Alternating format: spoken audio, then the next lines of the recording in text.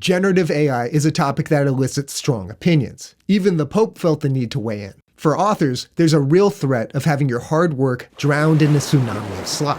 If you're like me, waiting for regulation can't be the only answer. I want to be proactive and take the fight to AI in order to protect my creative works. So how do we do that?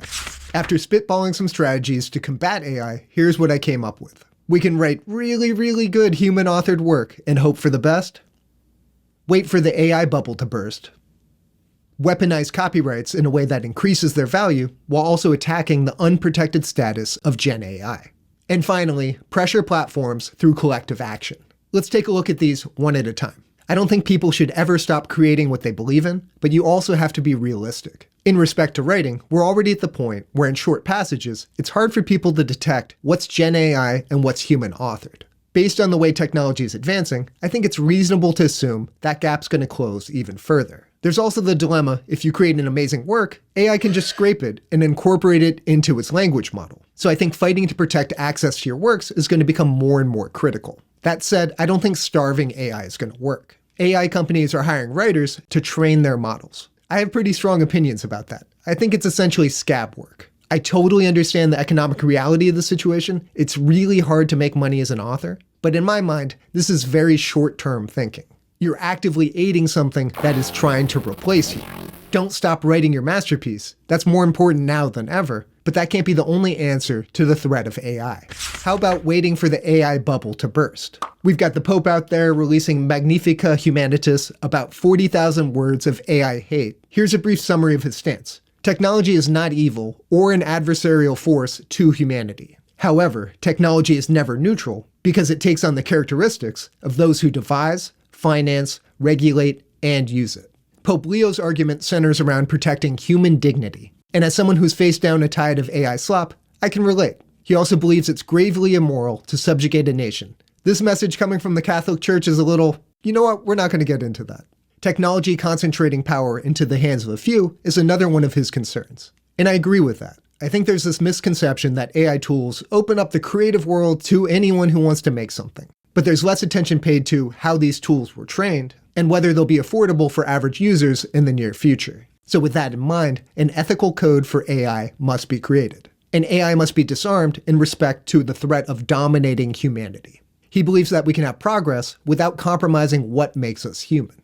This part is especially relevant to what we're talking about. While AI promises to boost productivity by taking over mundane tasks, it frequently forces workers to adapt to the speed and demands of machines, rather than machines being designed to support those who work. That echoes concerns I have about how AI is interacting with platforms like Royal Road. Tools that aid accessibility or efficiency are great, but I think that Gen AI is starting to shape the behavior of authors as opposed to the other way around. There's a lot more to this encyclical. I'll link it in the description. The Pope speaking out is one threat to the AI bubble. How about other news? I've been seeing more and more articles like this talking about how the demand for AI is inflated. The way we're monitoring consumption does not reflect reality. More specifically, agentic AI has a much higher token demand. So companies like Anthropic are moving away from a flat subscription model to token-based billing, which means that OpenAI won't have nearly as much clarity for their metrics. This article ties into a much larger topic. And if you need a refresher on some of these concepts, check out my enshittification video.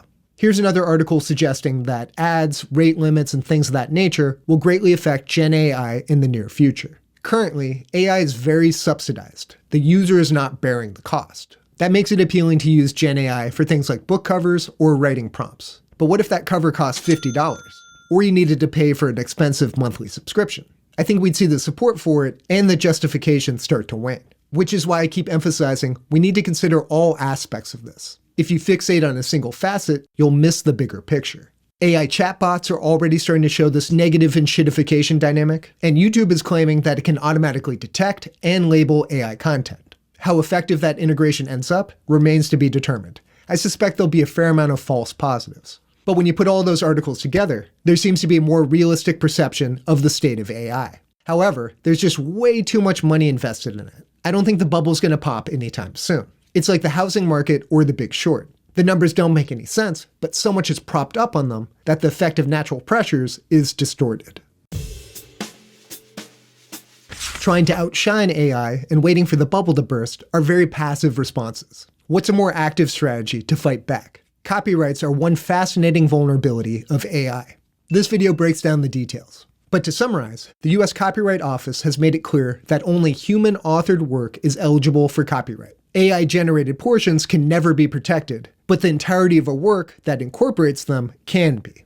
The office plans to evaluate eligibility on a case-by-case basis, which I don't really agree with, and also demands that you disclose AI use in your application. What I'm most curious about is how they're going to handle fraud. Currently, there's an up to $2,500 fine for false applications. But will they enforce that, and can they?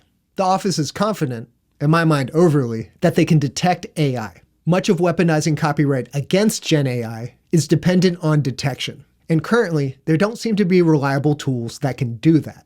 Which is why platforms like Royal Road and the US Copyright Office have said, we don't want to start witch hunts, we're going to rely on the honor system. Maybe I'm a cynic, but that doesn't seem to be working out so well. The good news is that to improve, AI needs to continue training. So the companies behind it will want to feed it a steady diet of really good human-created content. If it starts consuming too much slop, that could create a death spiral. And that means that these companies have a vested interest in developing accurate AI detection. I hope some of that spills out to the end user. Because that means if Gen AI content can't be protected, and we can identify it, then we can exploit it. In order to expand upon that, we need to know exactly what kind of rights a copyright protects. There are two main categories: economic rights and moral rights. Economic rights include reproduction in various forms. For a book, that would mean ebook, serialization, print, public performance, someone narrating your book, recording it as an audiobook, transmitting it through radio, cable, satellite, or the internet, translating it into other languages, and adapting into other media like film, TV, or a comic book. Moral rights include the right to claim authorship of a work and the right to oppose changes to a work that could harm the creator's reputation. That last part's important. So in the case of a work that's entirely Gen AI, you could create derivative works, adapt it into other media, whatever you want to do. There's next to no recourse because technically there's no author. That dynamic becomes a bit muddier when it's AI-assisted or human-created work supplemented by Gen AI content. But all the stuff that's generated is up for grabs. That book cover, passages that were prompted, what have you. Again, the key for this to work is accurate detection. But I think this is an avenue of attack that should be emphasized. If algorithms are being flooded with AI slop, take the best of it and repurpose it in ways that you can exploit. Translate it into other languages, make a comic book. If that kind of content threatens your ability to make a living through your creative work, take that opportunity away from them. Most of the people churning out slop are after a quick buck. If they can't get that, they'll move on. Related to this approach is that the Copyright Office is raising prices. For us authors, group registration of up to 10 unpublished works is going from $85 to $130. I really hope those increases are justified, and I'll keep you all updated on the status of that. What I'm hoping for is that the value of holding a copyright will go up for an individual, and these changes won't only benefit large corporations. Disney. Another way to deter the prevalence of AI gen content is collective action. Platforms like Royal Road make money through premium accounts, ad buys, which are often from authors, and affiliate marketing, commissions through Amazon and Kindle Unlimited. Not Yet Media Limited, which owns Royal Road, is a private company that does not disclose its financial records. But that doesn't mean that they're not susceptible to financial pressure. Boycotting ad buys or premium subscriptions could be a way to pressure them into updating their AI policy. The key to that working is solidarity. You need to get the majority of authors and users on board, and they need to stay on board. No scabbing. I've been involved in some tenant advocacy, and let me tell you, organizing is hard. Most people don't want to rock the boat, even if it's in their own interest. And I think it's important to emphasize that this can't just be a rowdy internet mob complaining about something, like Reddit. The financial pressure of not buying ads or paying for subscriptions is what makes this work. We already have a lot of the infrastructure necessary to do so, with things like Discord servers. And I think that makes it a valuable part of the arsenal you can use to combat Gen AI. Continue to create amazing human-authored works. Speak out about the ethics of AI use. Leverage copyright to protect your own work while attacking content that doesn't have it. And finally, we're stronger as a community. Let's come together and push for fairer treatment. So if you're someone like me who's frustrated with the prevalence of Gen AI, start to push back. Last up, a quick update on my fiction. Writing and releasing book 3 is going well. The numbers are holding steady. With the help of a fellow author, Grace B. Morgan, I released a new cover, and based on her typography expertise, I updated the cover on my second book. I'm not sure yet what I'm going to do for my ebook releases, since I kind of have 3 incompatible designs, but that's a problem for future Will. I'd also like to shout out Abducted by Otto Webb and the end tags of L'Autremont by N.D. Hallman. Tambi and I would like to thank you for joining us, and we'll see you soon. Yeah? Maybe not.